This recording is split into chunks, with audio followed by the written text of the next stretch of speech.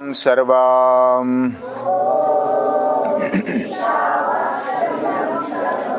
यत्किंच जगत्यां जगत् तेन त्यक्तेन भुञ्जीथाः मा गृधः कश्यश्विद्धनाम् मा गृधः कश्यश्विद्धनाम्।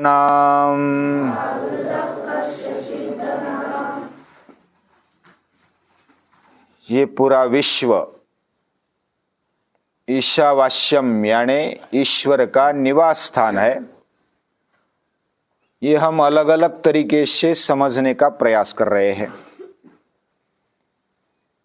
जड़ हो चेतन हो, स्पिरिट हो मैटर हो,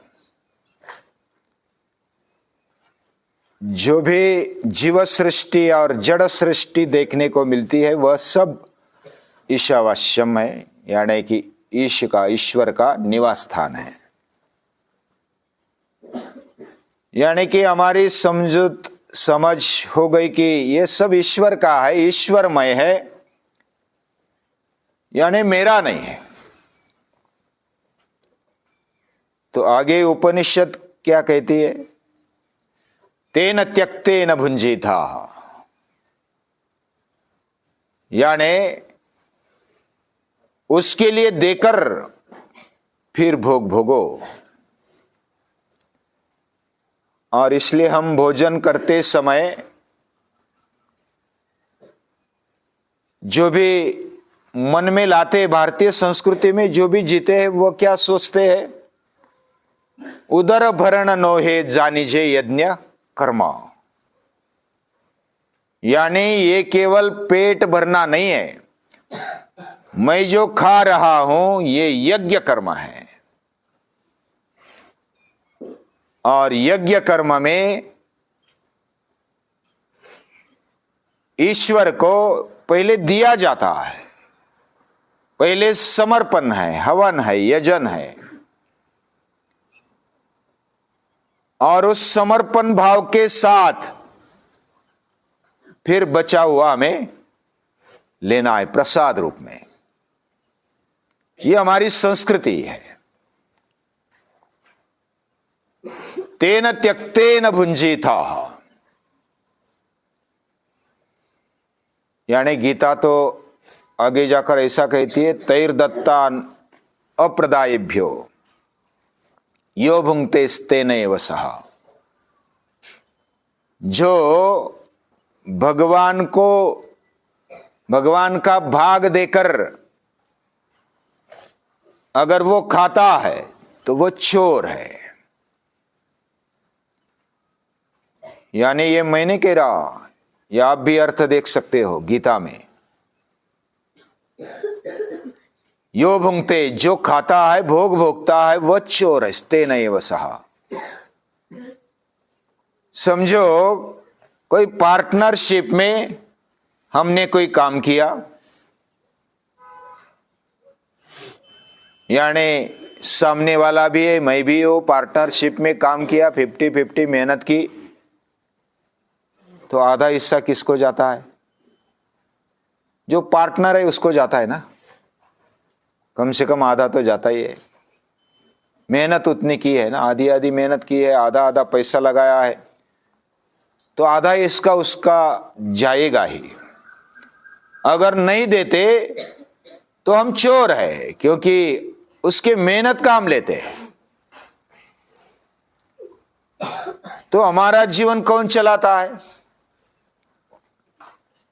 हम जो भी कार्य करते हैं कौन करता है? हमें ऐसा लगता है कि हम करते हम देखते हैं, ऐसा लगता है कि हम देख सकते हैं बिना उसी के। हम सुनते हैं, क्या बिना उसी के हम सुन सकते हैं? हम खाते हैं, पीते हैं, सूंघते हैं, स्पर्श करते हैं, जो भी कार्य करते हैं इंद्रियों से, ज्ञान पाते हैं, समझ पाते हैं, विवेक करते हैं, ये सभी कार्य उसकी ताकत के बिना शक्य नहीं है। उसके सिवा बिल्कुल शक्य नहीं है। अगर वो नहीं है तो क्या बात हो गई? फिर राम बोलो भाई राम। वो चला गया शरीर से, तो ये पूरा देह इतने इंद्रियों के साथ बड़ा देह भी वो चल नहीं पाता। फिर 4 लोगों के कंधों पर उठा कर लिया जाता है। यानी हम में जो भी शक्ति है वो उसी की है। ये जिसको समझ में आ गया वह उसका भाग देगा ही देगा, नहीं तो अपने आप को चोर कहलाएगा। प्रामाणिकता से विचार करेंगे तो अभी भगवान मांगने के लिए नहीं आता। सृष्टि या तो कोई भी पेड़ से हम आम लेते हैं, कोई फल लेते हैं, कोई फूल लेते हैं, पत्ते लेते हैं, तो वो मांगता नहीं। पत्थर मारने पर भी वो दे देता है। यानी सृष्टि हमें देने के लिए ही बैठी है, वो प्रतिकार नहीं करती।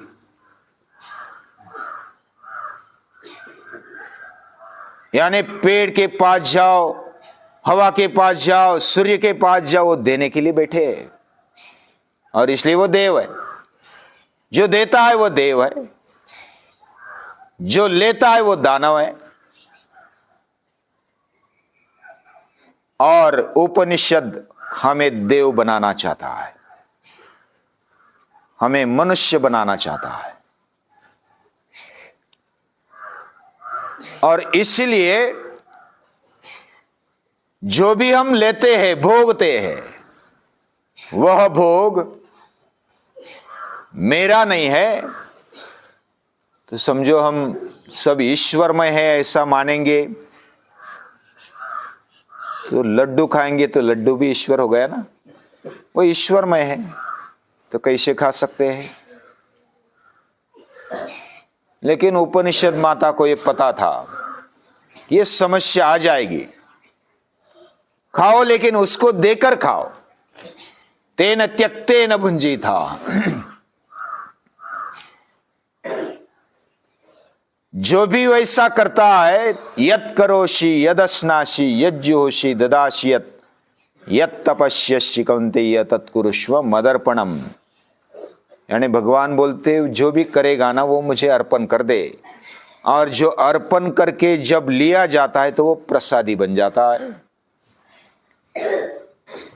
अभी कोई कोई ऐसा सोचते कि ये सब सृष्टि मेरे लिए ही है।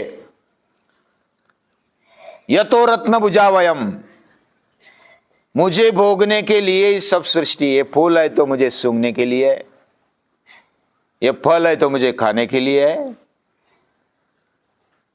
ऐसी सोच ये भोगवादी दृष्टि है। लेकिन जो सृष्टि में निर्माण किया है वो भोगने के लिए ही दिया है। लेकिन भोग की दृष्टि रखना ये असुर है, ये दानव है जो केवल भोगवादी जड़वादी दृष्टि रखते हैं। सृष्टि में निर्माण किया हुआ है, क्या केवल भोगने के लिए निर्माण किया हुआ है? हम सूर्योदय देखते हैं, हम सूर्यास्त देखते हैं, हम नदी या तो झरना देखते हैं, जंगल में फूल देखते हैं, फल देखते हैं, बहुत बढ़िया स्वर्ग सा वातावरण देखते हैं। तो देखकर भोग भी भोगते हैं। समझो कि सूर्य उदय का आनंद लेते हैं, सुख वो लेते हैं। तो भोग नहीं भोगते का, वो सूर्य प्रकाश लेते हैं। फिर भी जब केवल मेरे लिए ही है ऐसा जो सोचता है वो राक्षस बन जाता है। यानी जो भी निर्माण किया वो मेरे लिए ही है, दूसरों ने नहीं लेना, मुझे ही चाहिए। ऐसा जब अहंकार से युक्त होकर, आसक्ति से युक्त होकर जो लेता है वह चोर बन जाता है। हम जब ऐसे सहजता से देखते हैं, पशु पंछी, सूर्योदय सूर्यास्त, ये बादल, ये अलग अलग ऐसा सौंदर्य देखते हैं तो हमें भी आनंद आता है। इंद्रधनुष्य देखते हैं तो आनंद आता है कि नहीं आता? इंद्रधनुष्य हम सभी को दिखता है, अरे इंद्रधनुष्य देखो कितना अच्छा है, कितना बड़ा, डबल आ गया। वो आनंद हम उस पर स्वामित्व नहीं जमा सकते। स्वामित्व यानी वो मेरा ही है ऐसा कह सकते? इंद्रधनुष्य नहीं मुझे चाहिए, बाकी ने नहीं देखना, ऐसा कर सकते? नहीं कर सकते। यानी इस सृष्टि का स्वामी कौन है? स्वामी कौन है? भगवान है। तो उसी को मालिक रहने दो, उसको अर्पण करते हुए बाकी जब लेते, हम जो पेड़े लेते हैं या तो कुछ प्रसादी दुकान से लेते, भगवान के सामने धरते, रखते, नमस्कार करते, भगवान ये सब तेरा ही है, फिर वो सभी को बांट देते हैं प्रसाद रूप में, तो वो प्रसादी बन जाता है। यानी हमें जो मिला है ये भगवान का है। ऐसे समर्पण भाव से जब हम उसको दे देते हैं तो फिर वो भगवान खाएगा?